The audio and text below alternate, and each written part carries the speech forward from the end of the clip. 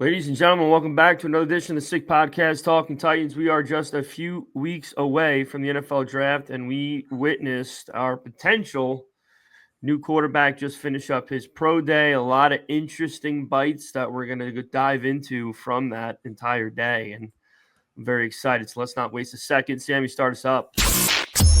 Turn up your volume. Because you're about to listen to The Sick Podcast. Talking Titans. Do the Titans have a miracle left in them in what has been a magical season to this point? Going to be fielded by Lorenzo Neal at the 25. Pitches it back to Wycheck. He throws it across the field to Dyson. He's got something. 30, He's 40, got something. 50. He's got it. 40. He's got it. 20. 10. He's got it. End zone. Touchdown Titans. There are no flags on the field. It's a miracle. Tennessee has pulled a miracle. The sickest Tennessee Titans podcast. Sick! It's going to be sick. All right, folks, we are back with another edition of the Sick Podcast, Talking Titans. I'm joined, as always, by my counterpart, Jarett. Jarett, how are you doing today, my friend? Beautiful day in New Jersey, huh? Absolutely. Pretty damn good after seeing Cam Ward throw the ball yesterday. I taped it. I recorded it. So I like to, pick apart every little detail from yesterday. So I love it. There was a lot to pick apart, and I did the same thing. I watched every bit of it. I still have a little bit of the interviews to get through, but I certainly saw a good chunk of them. I'm not one.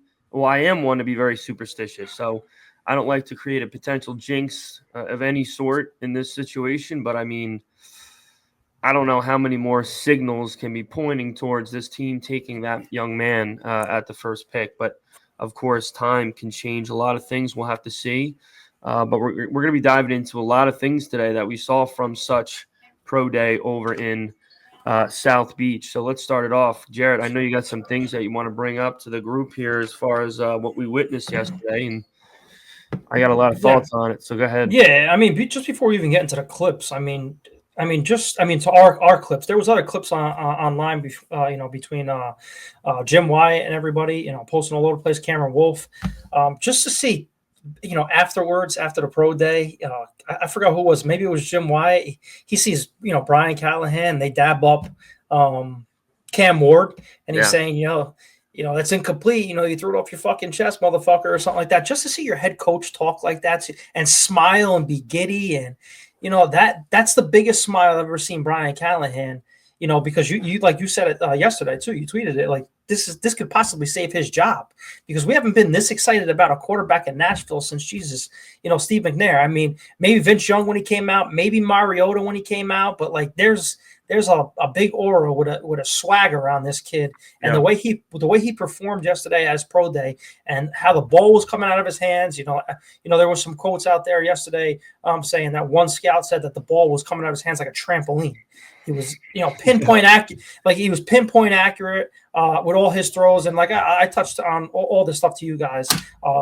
Even last offseason and until to this day, the underwear Olympics, like these pro days and the NFL combines, it's nothing like spectacular. Yeah, you could throw the ball 90 yards, 80 yards down the field, wide open receivers, but he's throwing it into the spots that these guys are in stride. He's placing the ball perfectly where these guys are, and just the way he just manipulates how he talks through schemes and defenses. Like the one of the videos we have over here, I think we have it, Sammy. After I explain it, I'll play that clip. I think he was talking with Rand Carthon when he said, how he's been studying, NFL defenses where, the Cowboys played a lot of cover 2 with Tampa 2, and, the sidelines were wide open, which leads, other things, in other defenses that the middle of the field's wide open. Sammy, play that clip.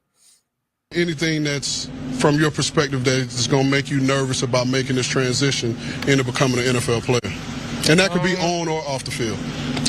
I haven't really thought about it. I probably still have to get into it first, actually being a quarterback. But But on film, it looks the same as college.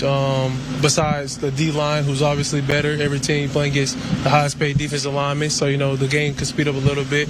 But just from a back-end standpoint, a lot of guys want to put the safety high 25 yards down the field and leave the middle field wide open. So some teams who did that to us this year, they paid the price. I think some teams in the NFL did a lot of too hot stuff, like Dallas, going a lot of Tampa, a lot of cover two. They leave way too much space on the sideline down the seams. And so I just think, the arm strength and, the confidence that I'm bringing, along with the, me getting my receivers better, I just think I'll be able to put the ball where I want. I don't know about you, Sal, but when you hear that kid talk, he's got it here and he has it in his arm, which Will Levis had it in his arm and he didn't have it here. Yeah. I mean, to me, he's the complete package. What do you think? I mean, I'll tell you what, I certainly didn't have that on my bingo card. Rand Carthon interviewing Cam Ward on CBS Sports during his pro day as a CBS analyst. So that was incredibly odd to see on my timeline. But in regards to what you said, yeah, I mean, there's really no negatives to point to when it comes to what you're getting on the surface from Cam Ward. I mean, all the intangibles, his arm strength. Sometimes he's a cowboy with his decision making, but all in all, he can put balls in places that most guys just can't put them. It's you see his background, real family oriented kid. His parents were very much involved with his upbringing in sports and stuff. And it's a great story to see all around. And I just can't point to anything that would make me feel negatively about this decision if they decide to make it.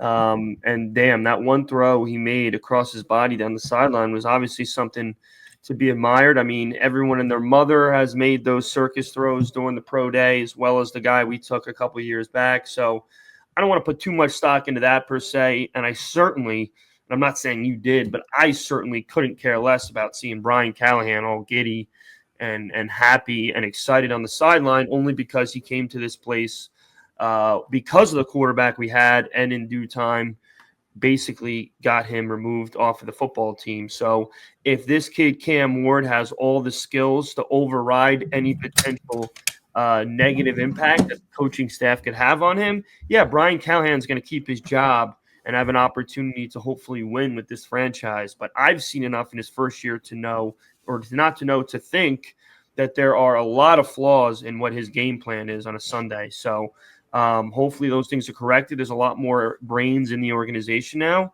and we're going to figure it out. And like I've said many times before, as I just alluded to, if you have a quarterback that is generational, he's gonna extend plays. He's gonna make bad plays look good, and he's gonna win you football games. So that's what we're looking to do. At the end of the day, last almost 3 years, we've been a we've been an absolute embarrassment. It feels like a million years ago where we can wake up on a Sunday and be football fans of a good football team. And I'm tired of it. I know you are, and most of the people watching are. So, it's showtime, and hopefully things turn out the way we like, and we get to celebrate this kid coming to Nashville in a couple weeks. Yeah, just you talking about celebrate. I mean, like I said, we haven't had it in such a long time, and I should have played that clip too before. Just how he rolls out, and like you said, he extends plays with his legs. He's constantly looking down the field. You see Dan Orlowski, breaking down film of him, switch going up to the line, calling audibles, hand signals to the right, hand signals to the left. He locks on one receiver, then he's covered. He goes to the back of the end zone. His eyes are continuously down the field, and especially there was a rollout play at his pro day where he rolled out toward Borgonzi and Chad Brinker, and just with his confidence, man, he said, I'm solidifying today that I'm going to be the number one pick. Sammy, play that clip from Cam Ward.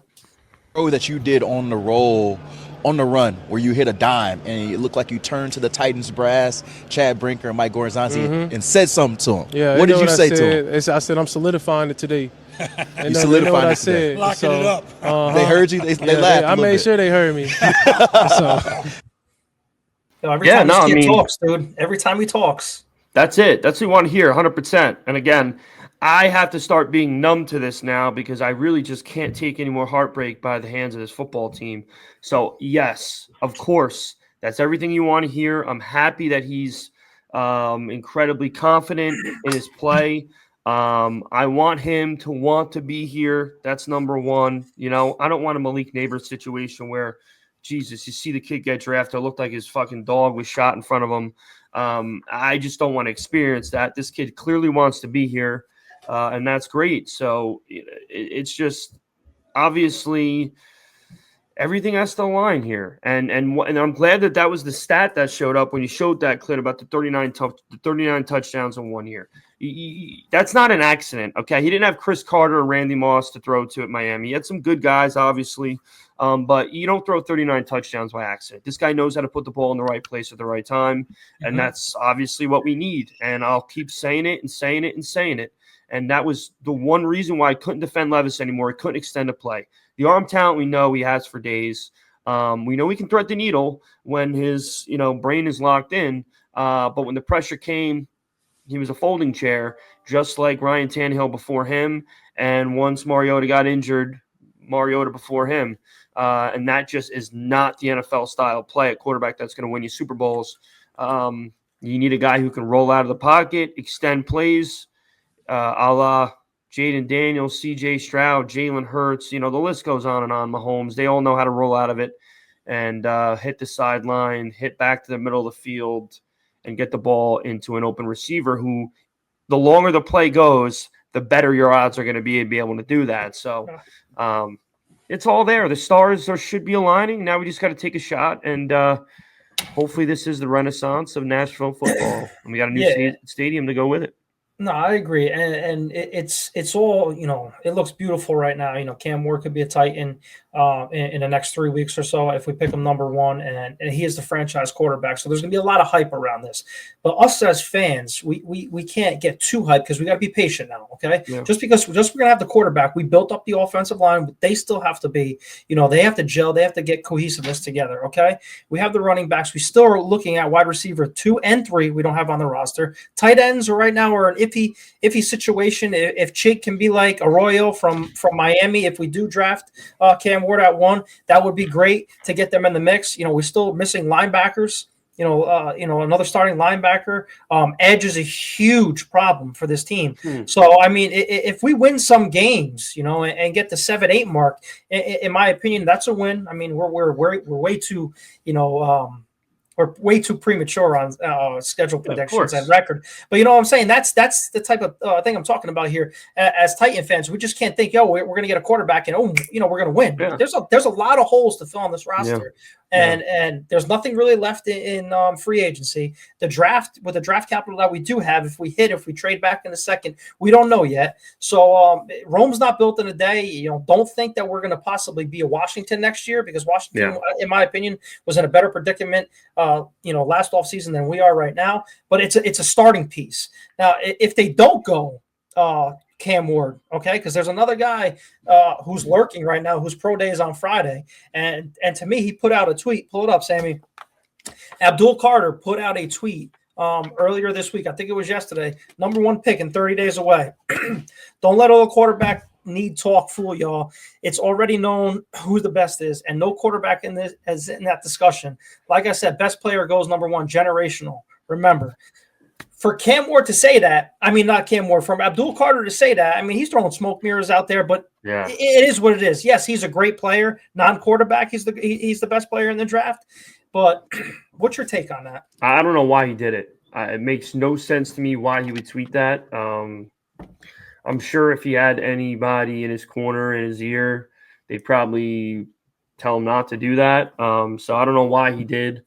But the bottom line is he could say whatever he wants. This team needs a quarterback, and if they think Cam Ward's the guy, they're taking him. So there's, good for him with the confidence. I think if he's healthy, all signs point to him being a generational edge rusher. So whoever does get him, I think they're going to be very happy with the fruits of his labor there on Sundays.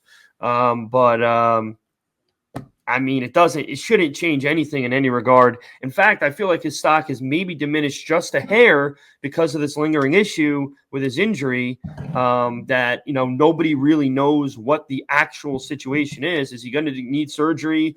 Is he on the verge of needing surgery? But obviously we know on Saturdays to this point in his career, he's been an absolute game changer. So, I'm not going to sit here and say I'm not going to be pissed off if we don't take Cam Ward at 1 now, because the options are done. There are none. They're not in on Rodgers. They're not going for Wilson, unless they are miles away from the media's, knowledge of the situation. So there's no other avenue. You're either going to really just confuse the entire scope of the league, including your fan base, by keeping Will Levis as the quarterback, which it seems like everyone is off board on, or you're going to do what? There's nothing else. You're taking Cam Ward and you're starting in week 1, and that's it. Because Brandon Allen that was, again, I'm going to say it again. That was the one move that just makes zero sense to me. You might as well just keep Levis as the backup. He's not going to deny the money. And you get Cam Ward. Bringing Brandon Allen in, it just makes no sense to me. He's a horrific fucking backup. It is, but you got to remember this now. He's only there because he was in the system with Brian Callahan to Who teach. Cares, though? To teach. That's big, though. To teach. Just to sit there to have a veteran presence versus Will Levis, who really didn't possibly understand the offense last year. That's why I saw a trade scenario. I don't know who it was, but I said, wow, that's a perfect trade. Trade Will Levis and a 6th-round draft pick to Dallas for a 5th. We get rid of a 6th and we move up again in the draft for a 5th. So that, in my opinion, if we can unload Will Levis for a pick or something in the later round, I would take a shot on that. Nah, I'm not giving up Will Levis for just a swap. Well, I mean, not a swap. We just moved down into the draft into the 5th round. You're giving up a 6th to get a 5th. I mean, that's still technically a swap. So, yeah. I mean, I if you're going to get rid of Will Levis after his 2nd year, I don't care what's going on. He's had flashes of very good play. He's still won games in the NFL. He's leaving, to this point, the most dysfunctional franchise in football, I would believe. So, it might be a tougher sell, but I can't imagine a desperate team wouldn't be willing to at least just give up a 5th-round pick for a flyer on Levis.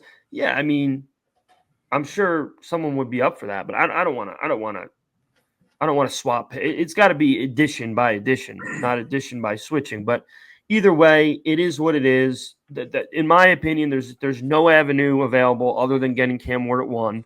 And if that is going to be what's happening, we should be very excited about the promise that he could bring. Because again, his calmness alone is going to be worth the shot. Because you find a guy with that little disarray when he's in the pocket there, eventually good things should happen. Because you'd like to assume at some point, your NFL offensive line is maybe going to give you some more time to be able to make those decisions in your calm state that you're in. So, sky's the limit if we got this O-line right, which I hope we did finally after half a decade.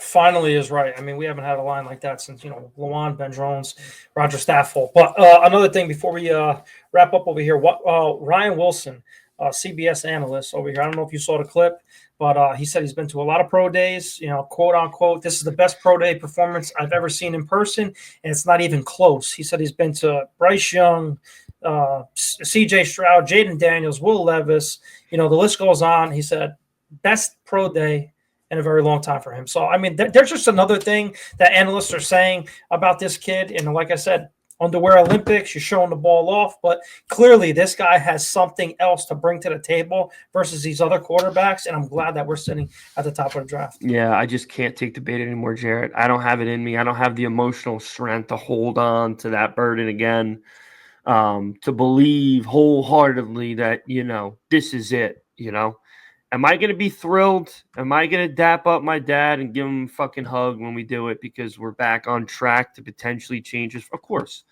But, I can't handle it anymore. I've just been let down too many times. If it's to this point what this team's done to me, it's going to be hard to be overly excited, even if he has an incredible week 1, because we've also experienced that. With Marcus Mariota, with Will Levis, incredible starts, almost flawless starts, and then it all comes crashing down. So we need longevity, success to be able to really start getting on this hoorah train of the new generation of Titan football that includes competition and winning, which is what we want and what we've been striving for. So he could have. Of course, I watched the pro day. It looked like something out of a video game. Of course it did. But when you have, 11 guys that are all above 200 pounds and can run faster than most, grown men, it's going to be different. Hopefully not too different, but it's going to be a little different, I would assume. And, you bring up, as you did, the commander situation. Of course we can't expect that. We don't have Dan Quinn as our head coach.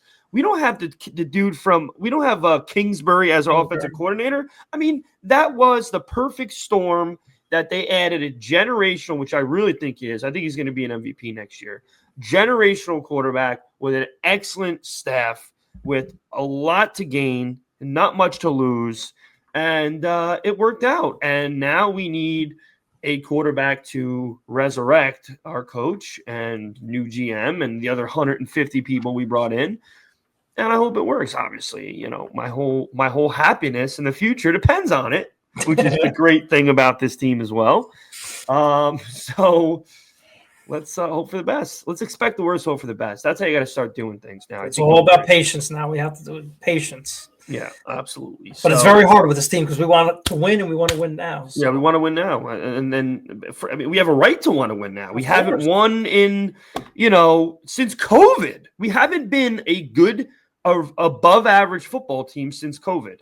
And that's really tough to deal with after we had a stretch there where it looked like, we were always going to be that AFC team in the mix with Cincinnati, Buffalo, Kansas City, and then it all fell off a cliff pretty quick when you let your best receiver of the franchise's history just walk away on his rookie deal. So it is what it is. Now we got to right these wrongs, and I have a lot of faith. I do. I really Brinker seems like a real solid dude, and Borgonzi seems like he seems like he's motivated, and he seems like he's doing what he wants to do, and time will tell. So we're gonna wrap up for today. As always, guys, we appreciate everybody joining in. Make sure you like, comment, subscribe. Every little bit helps.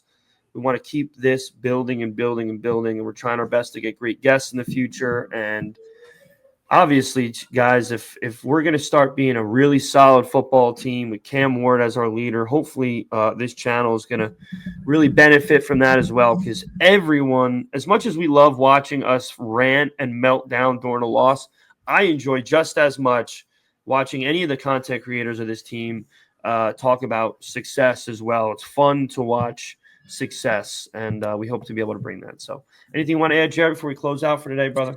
No, man, that's it. We touched on a lot of Cam Ward stuff, and hopefully we'll see something maybe on Friday of Abdul Carter to talk about. Yeah. I mean, I'm going to have my eye on that as well. Want to see how he moves, and at the end of the day, he could have just as good of a DN pro day as Cam had as a quarterback pro day, and then everything starts to turn, because you alluded to it, Jarrett. There is a tragic hole at edge rusher for this team right now, for lack of a better term. We have just no one to depend on to get the quarterback on the edge. So that needs to be addressed. And assuming 2 goes receiver, which it should, because that's also another glaring hole, we're running out of opportunities in this calendar year to address that. So we'll see how things shape up. But again, guys, appreciate everyone joining in.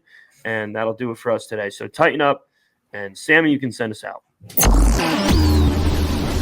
And that's a wrap. Hope you don't miss us too much until next time. Follow the Sick Podcast Talking Titans on YouTube, Instagram, Facebook, Google Play, and Apple Podcasts.